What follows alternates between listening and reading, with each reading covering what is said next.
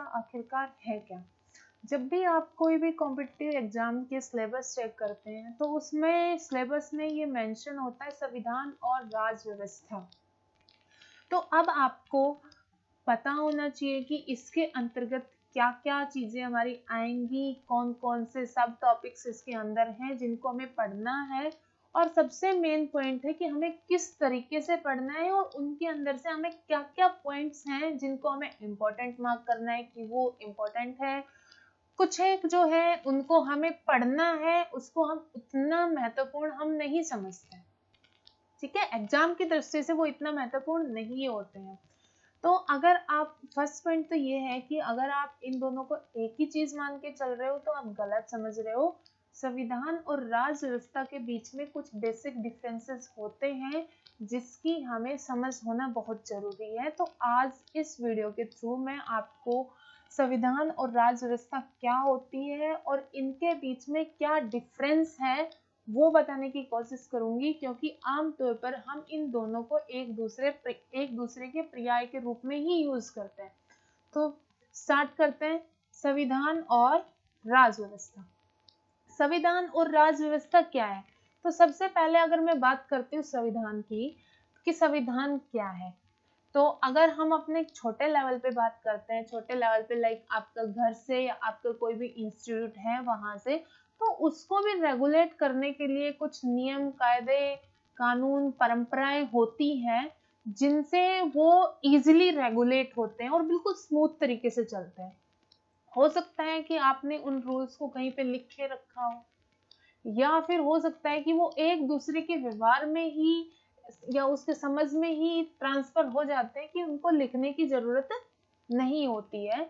तो उसी तरीके से अगर हम एक बड़े लेवल पे बात करते हैं, किसी भी देश की, कोई कंट्री की बात करते हैं, तो उसमें भी शासन चलाना क्या है, उस चीज को रेगुलेट करना, उसकी जो भी समस्याएं हैं या जो भी उसमें क्या डेवलपमेंट्स होंगी उन सब की जो भी प्रक्रियाएं करेंगे वो सब शासन के अंदर ही आती है। तो किसी भी देश पर शासन करने के लिए जो भी नियम, कायदे, कानून जो यूज होते हैं उनको हम एक जगह एकत्रित करके अगर हम बोले तो उसको क्या बोलते हैं, संविधान बोलते हैं। उसको हम एक वन वर्ड सब्स्टिट्यूशन, अगर हम पूरा ये बोले कि वो सारे नियम हैं, वो कायदे हैं, वो कानून हैं, तो उनकी जगह पे अगर हम एक वर्ड बोले तो वो उस देश का क्या है, संविधान है।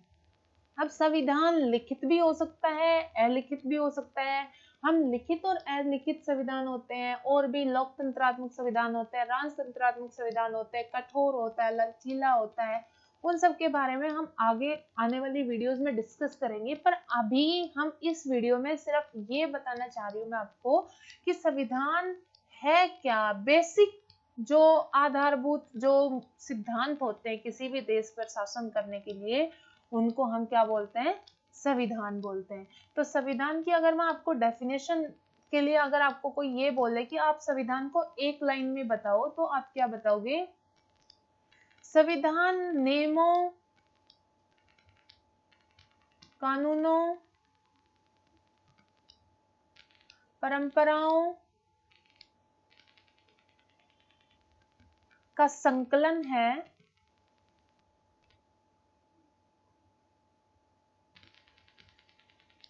जो एक देश पर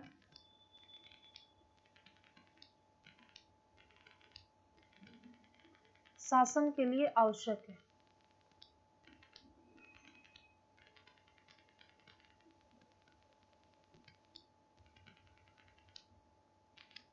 अब आप बोलोगे कि ठीक है, नियम होते हैं, कानून होते हैं, तो क्या कोई भी देश एक परंपराओं के आधार पर भी चलता है? अब अगर हम बात करते हैं यूएस की बात करें या इंग्लैंड की बात करते हैं, मेनली हम इंग्लैंड की बात करते हैं, तो इंग्लैंड में आज भी जैसे ये है कि जो राजा का बेटा अगला राजा बनेगा, ठीक है। अगर हम भारत की बात करें तो अगर कोई भी राष्ट्रपति की डेथ हो जाती है कार्यकाल के दौरान, तो जो उपराष्ट्रपति है वो क्या बन जाता है, राष्ट्रपति बन जाता है। और एक हमने फ्रांस की एक नीति के तहत जो हमारी संविधान सभा जो बनी थी, तो उसमें जो अध्यक्ष लिया था वो भी हमने किसके बिहाफ पे लिया था, वो लिया था कि वो सबसे एज्ड पर्सन जो हो वो उसका अध्यक्ष बने। तो बहुत सारी परंपराएं हैं जो हमें लगता है, हमें रेगुलर यूज में अगर आप आमतौर में उसको देखते हैं तो आपको ये नहीं लगेगा कि परंपराओं का भी यूज होता हो शासन के लिए, पर परंपराओं का भी कहीं ना कहीं रोल होता है।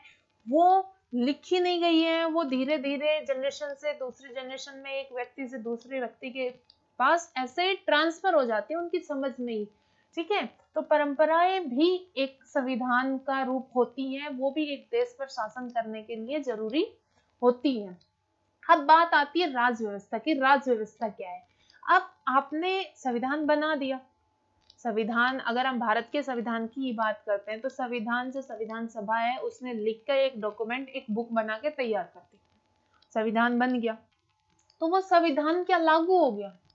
नहीं, उसको लागू करने के लिए भी कुछ पैतरे आजमाने पड़ेंगे, कुछ प्रक्रियाएं, कुछ क्रियाविधि, कुछ ना कुछ तो करना पड़ेगा ताकि वो जो संविधान है वो लोगों के बीच में लागू हो। तो अब उसको लागू करने के लिए, जो भी व्यवहार में लाने के लिए जो भी कुछ किया जाता है, जो भी, चाहे आपके नियम बनाए जाए, कोई आदेश किया जाए, कोई संस्था बनाई जाए, वो सब जो भी प्रक्रिया की जाती है वो होती है राज व्यवस्था, पॉलिटी। तो राज व्यवस्था के बारे में हम ये बोलते हैं कि राज व्यवस्था जो है वो संविधान को व्यवहार में लाने की व्यवस्था है। तो राज व्यवस्था क्या है? संविधान को व्यवहार में लाने की व्यवस्था है।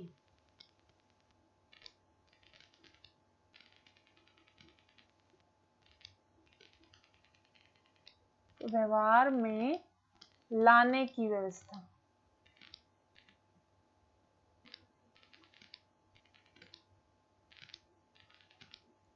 अब एक एग्जाम्पल के थ्रू बात करते हैं कि संविधान आप पढ़ रहे हो तो आपको ये क्लासिफाई करना पड़ेगा कि ये संविधान के अंतर्गत आता है और ये राज व्यवस्था के अंतर्गत आता है। तो एक एग्जाम्पल से बात करते हैं। आपने बहुत, सबने ही ये पढ़ा होगा, आर्टिकल 17, अनुच्छेद 17 आप सबने पढ़ा है। तो आर्टिकल 17 के अंदर है कि जो अस्पृश्यता है वो विधि के अनुसार दंडनीय अपराध है। अस्पृश्यता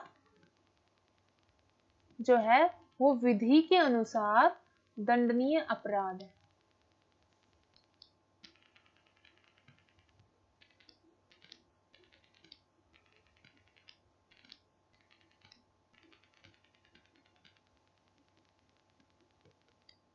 ये हमारी संविधान जो सभा है उसने लिख दिया कि आर्टिकल जो 17 है वो, उसमें एक अस्पृश्यता है।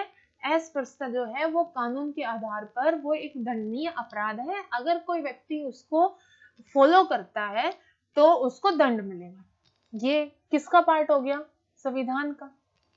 तो क्या ये लिखने मात्र से लग गया? क्या लोगों ने इसको स्वीकार किया, लोगों में ये लागू हो गया? नहीं। तो अब जो भी इस आर्टिकल को लागू करने के लिए जो भी प्रक्रियाएं होंगी वो सब क्या होती है? राज व्यवस्था होती है। अब सबसे फर्स्ट इसमें तो यही हो जाएगा कि लोगों को सबसे पहले तो ये एक्सप्लेन करना पड़ेगा कि अस्पृश्यता आखिरकार है क्या। आपने ये बताया कि अस्पृश्यता दंडनीय अपराध है, पर सबसे पहले तो आपको यही तो पता करना है, यही तो लोगों को समझाना है कि अस्पृश्यता के अंतर्गत क्या क्या आता है। तो सबसे पहले फर्स्ट स्टेप इसका होगा कि संसद इसको एक्सप्लेन करे कि अस्पृश्यता क्या है। अस्पृश्यता को एक्सप्लेन किया, उसके बाद बताया विधि के अनुसार। तो कौन सी विधि के अनुसार है ये? तो आपको वो विधि भी बतानी पड़ेगी। फिर नेक्स्ट पॉइंट, दंडनीय अपराध है। तो अगर ये अपराध है और वो दंडनीय है, तो अगर कोई व्यक्ति ये अपराध करता है तो उसको दंड क्या मिलेगा? आपको दंड को भी बताना पड़ेगा कि इस अपराध को करने पर ये दंड मिलेगा। तो ये सारी चीजें हैं राज व्यवस्था के अंदर, पॉलिटी के अंदर। संविधान आपको एक जगह, एक बुक में एक लिखा हुआ मिल सकता है, पर पॉलिटी आपको एक जगह नहीं मिलेगी। तो अब इसको, इस आर्टिकल को लागू करने के लिए अब ये कौन बताएगा? जो संसद है, मैंने आपको बताया कि संसद इसको एक्सप्लेन करेगी कि अस्पृश्यता क्या है, कौन सी विधि है और इसके अनुसार क्या दंड है। तो कैसे एक्सप्लेन करेंगे? तो संसद कोई भी अधिनियम पारित करती है उसके आधार पर फिर ये सब जो संविधान है उसको लागू करती है। तो इस आर्टिकल 17 को लागू करने के लिए संसद ने एक अधिनियम पारित किया, अस्पृश्यता निवारण अधिनियम 1955। उस अधिनियम में संसद ने इन सारी चीजों को क्लियर किया है। अब और क्या पढ़ना है हमें, तो अब आपको ये पता चल गया कि जब भी हम पॉलिटी के बारे में बात करेंगे तो पॉलिटी का सिलेबस के अंतर्गत जो भी संसद अधिनियम पारित करेगी वो सब भी राज व्यवस्था है, हमें वो सारे अधिनियम पढ़ने हैं। नेक्स्ट और क्या पढ़ना है, क्या सिर्फ पॉलिटी के अंदर यही है? नहीं, पॉलिटी के अंदर और आ जाता है आपका जो भी सुप्रीम कोर्ट जो है, सुप्रीम कोर्ट अपने निर्णय देती है, तो सुप्रीम कोर्ट के हमें वो सारे निर्णय पढ़ने हैं जिसमें उसने संविधान की व्याख्या की हो। संविधान की व्याख्या इन द सेंस कि सुप्रीम कोर्ट ने किसी अपने निर्णय में ये बताया है कि यहाँ पे अस्पृश्यता जो है इसी टाइप से कुछ आर्टिकल्स हो गए या कोई भी चीज हो गई, उसको एक्सप्लेन किया हो सुप्रीम कोर्ट ने कि इस संविधान में इस वर्ड का मतलब ये है, इस आर्टिकल के अंदर ये भी निहित है। लाइक हम बात करते हैं अपने फंडामेंटल राइट्स में, उसमें स्वतंत्रता की बात आती है, तो स्वतंत्रता की जो बात आती है उसमें प्रेस की स्वतंत्रता नहीं थी, मूल संविधान में प्रेस की स्वतंत्रता नहीं थी। तो उसमें सुप्रीम कोर्ट ने अपने डिसीजन में ही ये बताया कि जो ये वाक एंड अभिव्यक्ति की जो स्वतंत्रता है इसके अंदर ही प्रेस की स्वतंत्रता भी है।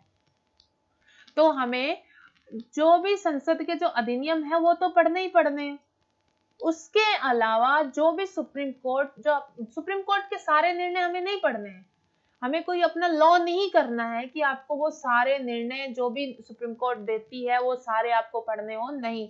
हमें मतलब है राज व्यवस्था से, संविधान से, तो हमें वो निर्णय पढ़ने हैं सुप्रीम कोर्ट के जिसमें उसने संविधान के बारे में कुछ प्रावधान किया हो, जिसमें क्या हो, संविधान की किसी आर्टिकल की व्याख्या की हो, किसी भाग की, तो वो पढ़ना है। या फिर सुप्रीम कोर्ट ने कुछ संविधान में ऐड किया हो, वो पढ़ना है।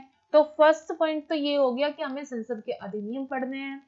सेकंड पॉइंट, हमने सुप्रीम कोर्ट के डिसीजंस पढ़ने हैं, वो इंपॉर्टेंट डिसीजंस पढ़ने हैं जिसमें संविधान की व्याख्या की हो, संविधान में कुछ ऐड किया हो।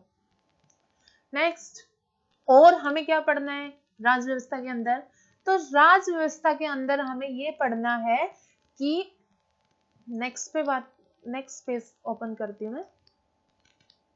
तो राज व्यवस्था के अंदर हमें पढ़ना है कि कोई भी क्या जो ये संविधान है क्या संसद अधिनियम से ही लागू कर देती है, क्या सिर्फ अधिनियम पारित किया और वो लागू हो गया? नहीं, अब उस अधिनियम को पारित कर दिया तो उस अधिनियम को चेक भी तो करना है कि अधिनियम बिल्कुल सुचारू रूप से लागू हुआ है, नहीं हुआ है, या फॉलो कर रहे हैं लॉग या नहीं कर रहे हैं। तो उस चीज को भी क्रियान्वयन के लिए, चेकिंग के लिए कोई ना कोई संस्था होनी चाहिए, कोई ना कोई आयोग बनेगा जो सिर्फ उसी चीज को चेक करेगा कि हाँ इसमें चीजें रेगुलरली हो रही हैं, बिल्कुल जैसे अधिनियम में जैसे मेंशन था उसी तरीके से चल रही है या नहीं चल रही है।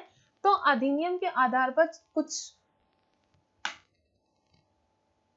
आयोग बन जाते हैं, तो हमें उन आयोग को पढ़ना है कि कौन सा आयोग किस अधिनियम के अंतर्गत बना है। ठीक है, और हमें क्या पढ़ना है, और हमें कुछ संस्थाएं हैं जो संविधान लागू करने में हेल्प करती हैं। वो कौन सी संस्थाएं? गैर संवैधानिक संस्थाएं।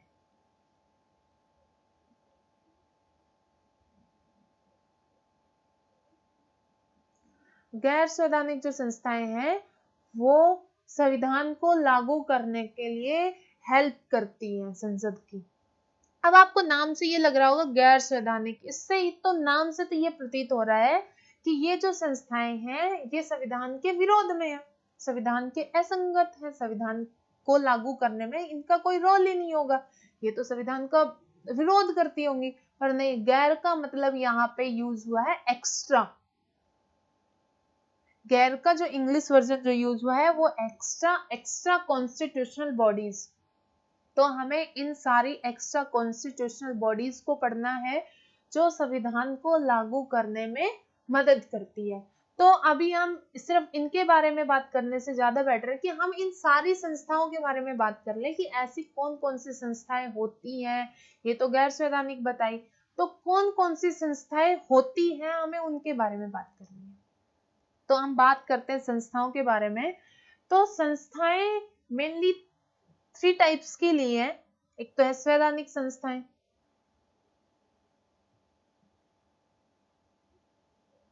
जिनको आप बोलोगे constitutional bodies.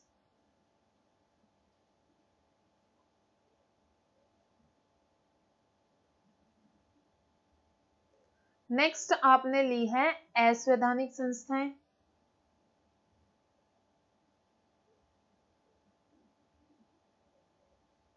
Unconstitutional.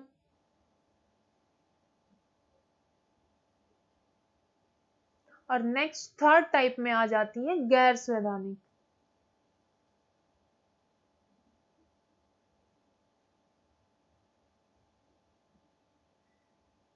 It means extra constitutional.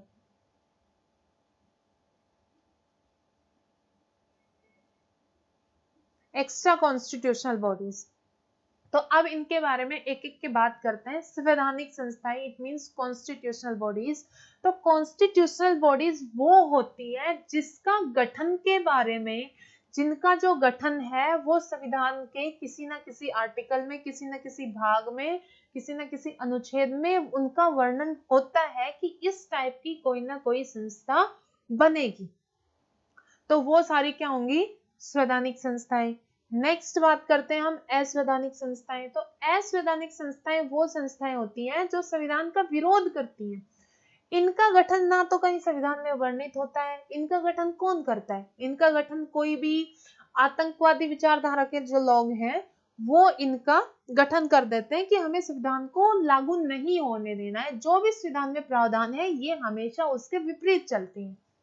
अगर संविधान में ये बोला गया है कि आपको विद्रोह नहीं करना है, तो अगर हम अनकॉन्स्टिट्यूशनल बॉडीज की बात करें तो वो विद्रोह करेंगी। तो ये हमेशा संविधान के पलटवार चलती है, हमेशा उसके विरोध में चलती है। नेक्स्ट आती है गैर संवैधानिक संस्थाएं, एक्स्ट्रा कॉन्स्टिट्यूशनल बॉडीज। तो एक्स्ट्रा कॉन्स्टिट्यूशनल बॉडीज वो होती है जो संविधान में उनका वर्णन नहीं होता है।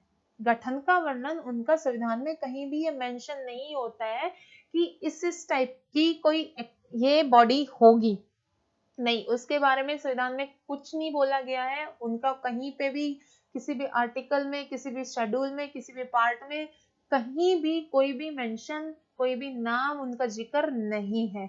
पर होती क्या है वो संविधान को लागू करने में मददगार होती है। वो सहयोग करती है कि संविधान को सुचारू रूप से या अच्छे तरीके से जो पब्लिक में लागू हो। उसी के अनुसार हमारे नियम, कायदे, कानून बनते हैं, हमारे जो अधिनियम बने, सब कुछ वो संविधान के अंतर्गत हो। ये चीजें करने में जो गैर संवैधानिक संस्थाएं हैं, एक्स्ट्रा कॉन्स्टिट्यूशनल बॉडीज है, वो हेल्प करती हैं। अब अगर मैं एग्जाम्पल की बात करती हूँ, तो अगर मैं संवैधानिक संस्थाओं से बात करते हैं सबसे पहले, तो संवैधानिक संस्थाओं के बारे में मैंने आपको बताया है कि संवैधानिक संस्थाएं वो संस्थाएं होती हैं जिनका गठन का वर्णन संविधान में मेंशन होता है।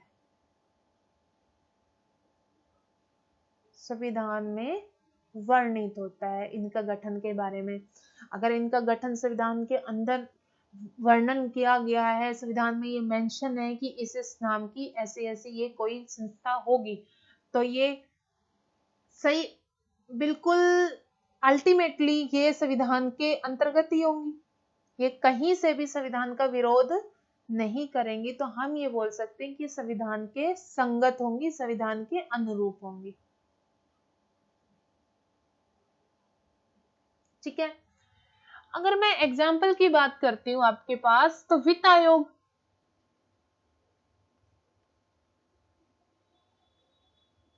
वित्त आयोग का वर्णन है वो आर्टिकल 280 में दिया गया है कि ऐसे ऐसे एक वित्त आयोग नाम की एक संस्था होगी जो संविधान को लागू करने में ऐसे ऐसे ये इसके कार्य होंगे, ये इसके दायरे होंगे, ये किस सीमा तक रहेगी, इसकी क्या शक्तियां होंगी, वो सब कुछ संविधान में वर्णित है।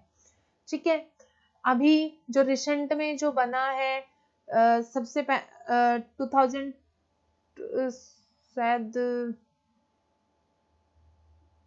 सॉरी 2000 नहीं 279 में जो है वो आर्टिकल नंबर 279 ए में जीएसटी परिषद का वर्णन है।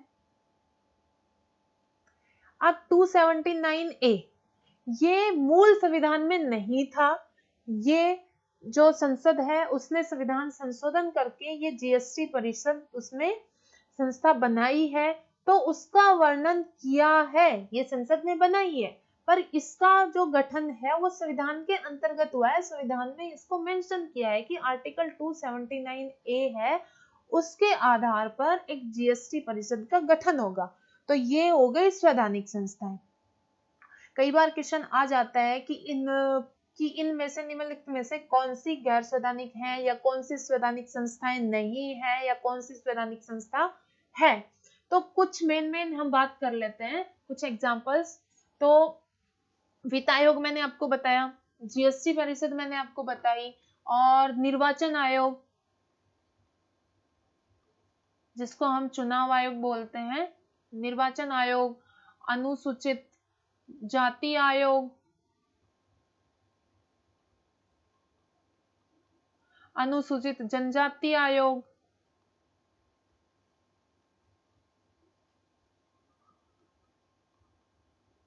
ये सारे किसके एग्जाम्पल्स हैं। और भी बहुत सारी संस्थाएं हैं, तो ये सारे किसके एग्जाम्पल हैं, संवैधानिक संस्थाओं के। नेक्स्ट बात करते हैं हम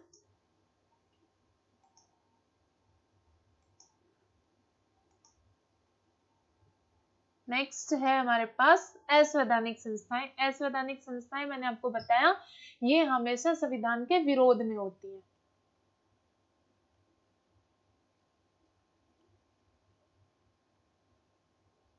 तो अगर ये विरोध में है तो इनका संविधान में कहीं भी जिक्र नहीं है।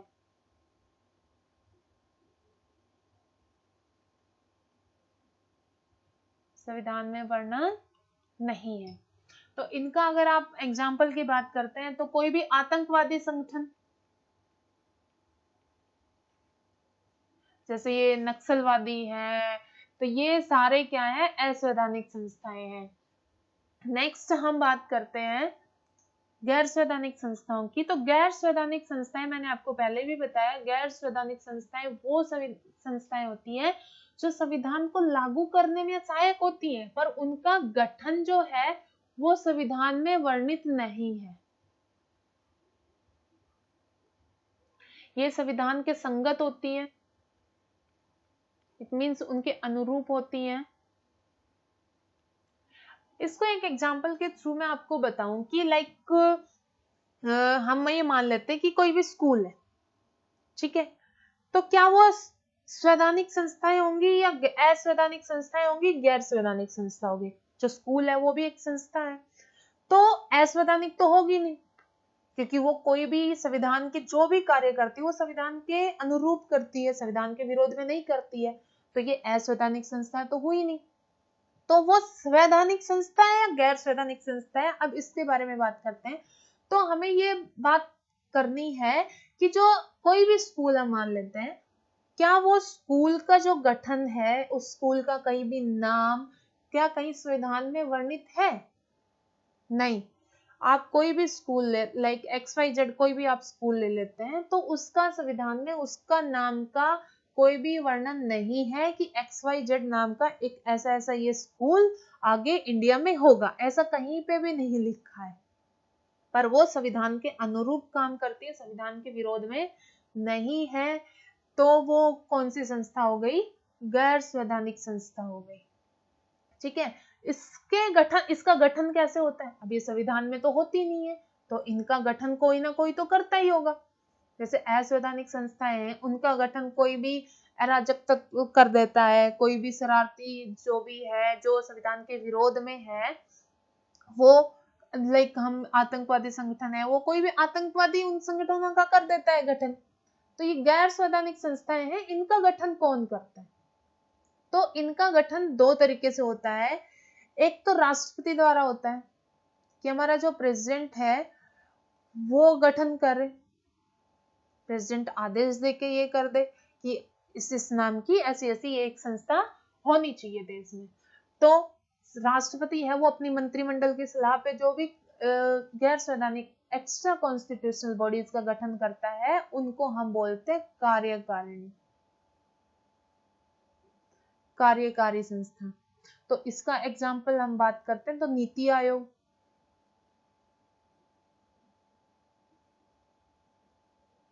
नीति आयोग जिसके अध्यक्ष हमारे देश के प्रधानमंत्री होते हैं, वो नीति आयोग का जो गठन हुआ वो गैर संवैधानिक संस्था है, एक्स्ट्रा कॉन्स्टिट्यूशनल बॉडीज है, और उसका जो गठन हुआ है वो राष्ट्रपति द्वारा किया गया है।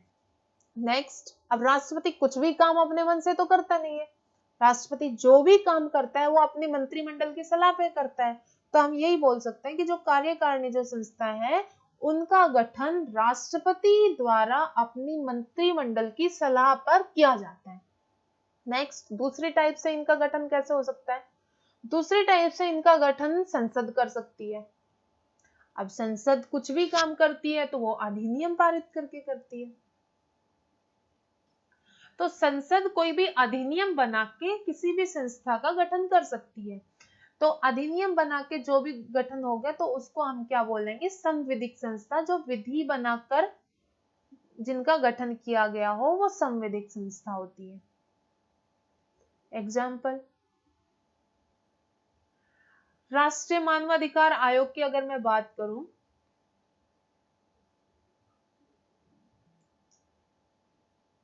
राष्ट्रीय मानवाधिकार आयोग, इसका जो गठन है वो 1993 में हुआ था। इसका गठन संसद ने एक अधिनियम पारित किया था, राष्ट्रीय मानवाधिकार अधिनियम 1992 में। उस अधिनियम को सुचारू रूप से लागू करने के लिए जो संसद है उसने राष्ट्रीय मानवाधिकार आयोग बनाया जो 1993 में हुआ था। तो इसका कहीं भी गठन का जो वर्णन है वो कहीं भी संविधान में वर्णित नहीं है, पर यह संविधान को लागू करने में ये आयोग जो हेल्प कर रहा है, तो इस वजह से ये कौन सी हो गई? Extra constitutional bodies. सो आज के लिए आज हमने पढ़ा कि संविधान क्या होता है, राज्य व्यवस्था क्या होती है, संविधान और राज्य व्यवस्था में क्या क्या अंतर है, क्या क्या इनके बीच में बेसिक डिफरेंस है। संविधान तो एक बुक होती है जो हम कहीं से भी पढ़ लेंगे, पर तो राज्य व्यवस्था के अंदर हमें क्या क्या पढ़ना है और किस किस तरीके से पढ़ना है। और हमने संस्थाओं के बारे में बात की कि संस्था कौन कौन सी होती है। संस्थाएं आपके पास संवैधानिक संस्थाएं होती है, असंवैधानिक संस्थाएं होती है और गैर संवैधानिक संस्थाएं होती है। हमने इनके एग्जाम्पल्स पढ़े। तो अब नेक्स्ट वीडियो में हम संविधान के इम्पोर्टेंस और उसके क्लासिफिकेशन के बारे में बात करेंगे। ठीक है, तो आज के लिए इतना ही।